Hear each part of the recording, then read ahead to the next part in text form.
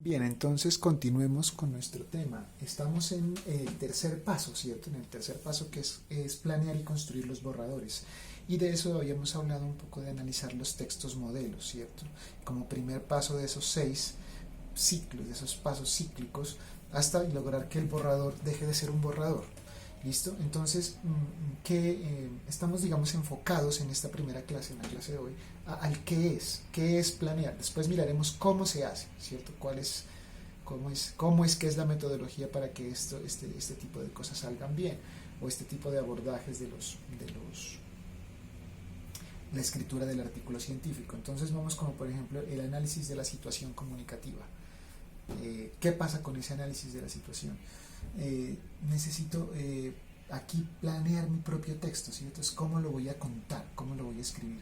Entonces, tenemos que establecer con precisión el tema sobre el que queremos escribir, ¿sí? Entonces, eso creo que empieza, no creo, empieza con la escogencia de un buen título, ¿cierto? El título tiene que decirle al autor y al lector qué es lo que yo voy a encontrar de ahí para adelante, ¿cierto? Entonces tengo que establecer muy bien sobre qué es lo que quiero escribir, la precisión y el alcance, ¿cierto? Yo no puedo empezar a poner un título y unos objetivos del artículo o sin objetivo de investigación que finalmente no va a alcanzar a cubrirlo todo o lo va a cubrir parcialmente. Entonces el alcance tiene que también ser coherente con la, la, lo que uno quiere contar. Después debo definir cuál es el objetivo o propósito de escribir.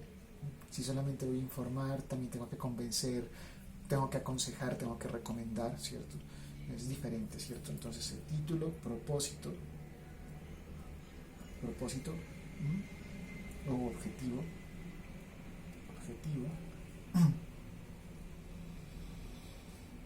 Tengo que también conocer aquí quién es el destinatario, eso creo que ya lo habíamos dicho aquí, ¿no? ¿Quién es el destinatario?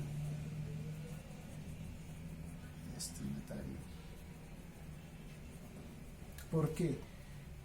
Porque una cosa es, como lo habíamos hablado un poco más rápido en el curso pasado, es si es un libro para niños, si es una conferencia oral con una presentación en PowerPoint, si es una presentación en un congreso, si es apropiación social pues del conocimiento, o si es para un libro de texto guía, para un curso de tecnología, o si es un journal en inglés, un texto de un artículo tipo de revisión, ¿cierto? Entonces eso tiene diferentes formas de ser contado.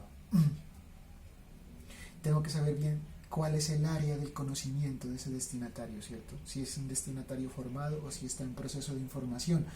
También a quién más le puede interesar y qué es lo que necesita saber. Entre más específico el tema de conocimiento, más necesitará saber el lector para poder entender qué es lo que yo estoy contando ahí. Si yo no tengo fundamentos de control ni de modelamiento de sistemas dinámicos y de ingeniería electrónica, yo no voy a entender un artículo sobre fuentes conmutadas en cargadores de baterías de celular, por decirlo. Una cosa así, ¿sí? Es también estar contextualizado con qué sabe el destinatario. Y tengo que mirar cómo va a ser el registro de lo que yo voy a escribir ahí. El registro es como el tono.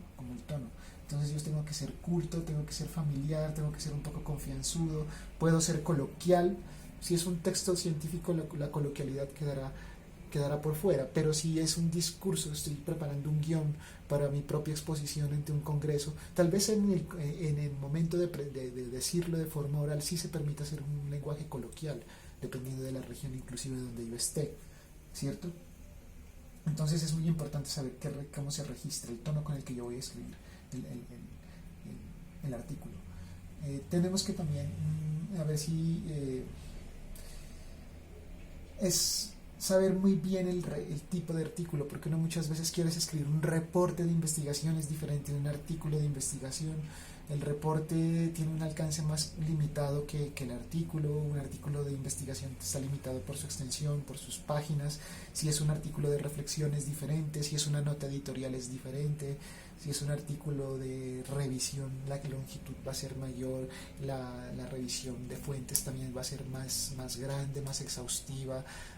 Normalmente los artículos de revisión son invitaciones que hacen a los ingenieros ya vacas sagradas del tema, ¿cierto? No cualquiera puede ser texto de revisión, o le van a pedir muchísimas más revisiones previas, los pares, hasta dárselo a conocer.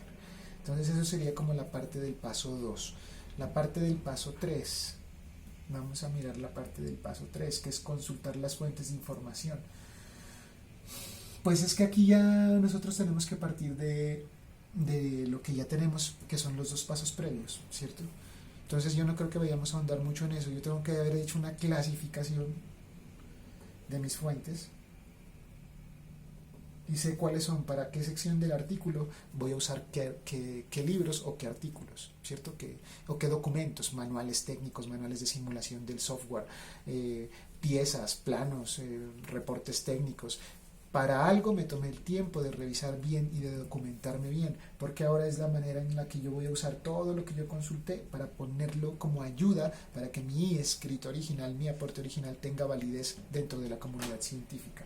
Entonces aquí todo el manejo de bases de datos que hemos dado, los recursos en PDF, el Google Scholar, el ResearchGate, redes sociales científicas, todo eso vale, ¿listo? No nos vamos a detener mucho en ese paso 3. El paso 4, que es la generación de las ideas. Ya mencionamos rápidamente algunas de ellas, pero entonces ahora citémoslas completos, ¿sí? Entonces, digamos que la primera sería la lluvia de ideas.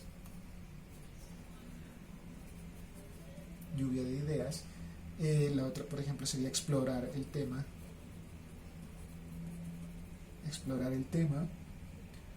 Otra sería escritura libre, por ejemplo. Escritura libre.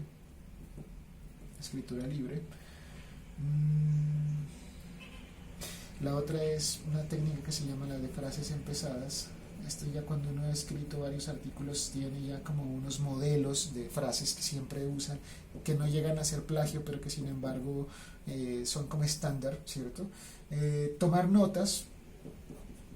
Alguna gente usa eso, toma notas de los artículos que está investigando, que está leyendo para poder responder a la pregunta de su investigación, y a partir de esas notas, de cómo las tomó en ese momento, de cómo escribió la idea que toma nota, la vuelve a poner, la pone por escrito y la mejora, ¿cierto? Mejora la redacción y expande la idea. O hay uno que voy a dejar de consulta, que es el modelo de escarabajo.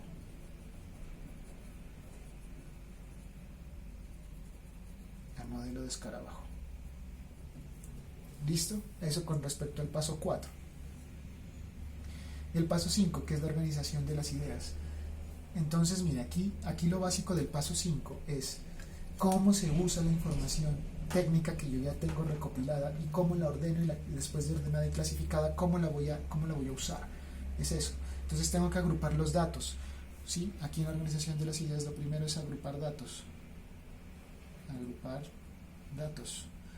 ¿Por qué? Porque tengo que tener claro cómo voy a manejar mi información. Una cosa son los informes estadísticos, los resultados experimentales, los resultados de simulación. Otra cosa son el modelo matemático, las ecuaciones, cómo las cuento, qué simbología uso. ¿Será que necesito una sección aparte de nomenclatura, por ejemplo? ¿Cierto? Esa es la organización de esas ideas. Entonces tengo que hacer un esquema de numeración, que es el esqueleto del que yo les estoy hablando, esquema de numeración. ¿Sí? Esto de aquí es esto mismo que yo estoy pidiendo acá, ¿cierto? El esquema de numeración es cómo voy a dividir esa forma en la que yo voy a contar la idea. Y si de repente el tema es muy muy complejo y es difícil de organizarlo, tendré que hacer uso de mapas conceptuales. Este tema es un poco más complicado, no es complicado, sino que es un poco más extenso. Entonces, por ejemplo, un primer mapa conceptual son las keywords, o las palabras clave, ¿cierto? Los sustantivos y los adjetivos que se usan. En texto científico va a ser un poco más difícil usar sustantivos adecuados, porque a veces puede parecer demasiado adornada la frase y lo que tiene que ser es claro y sintético. Eso lo han dicho siempre a uno, ¿cierto? Hay que usar uso de gráficas.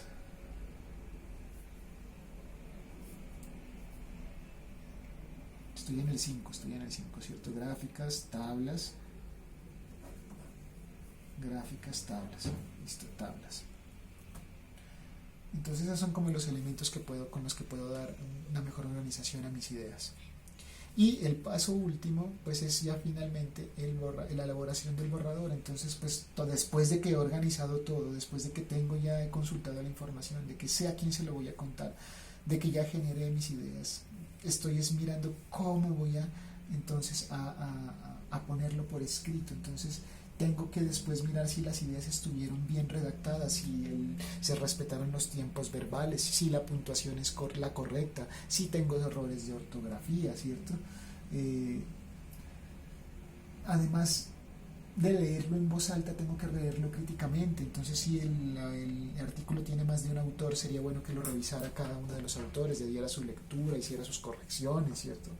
Entonces, eso es una parte muy importante también que hay que tener en cuenta, es que la versión final va a ser tal vez un borrador de unos, digamos, el tercer, cuarto borrador, ¿cierto? Después de que todos los autores han hecho sus aportes, después de que todos han estado de acuerdo con suprimir, que he respetado la cantidad de palabras, que he respetado la cantidad de páginas, ¿sí? Entonces, después de que he tomado nota de los comentarios, tal vez del director de investigación o de su director de tesis, que también lo leyó, entonces aquí, por ejemplo, usted tiene que empezar a preguntar críticamente con respecto a sus otros compañeros que escribieron, digamos, uno le escribió una sección, el otro otra. ¿Qué quisiste decir aquí? ¿Cómo hiciste esto? ¿Por qué no justificamos mejor esta parte? Hay que expresarse más claramente aquí. En esta parte está confuso, esa ecuación hay que decir bien qué es cada cosa, cada término, etcétera, etcétera, etcétera. Hay que nombrar adecuadamente figuras, tablas. Hay que pensar y considerar si será necesario un apéndice con mayor información. Bueno, en fin, hay muchas cosas que nosotros tenemos que considerar en esa elaboración del borrador para que este sea claro, ¿cierto?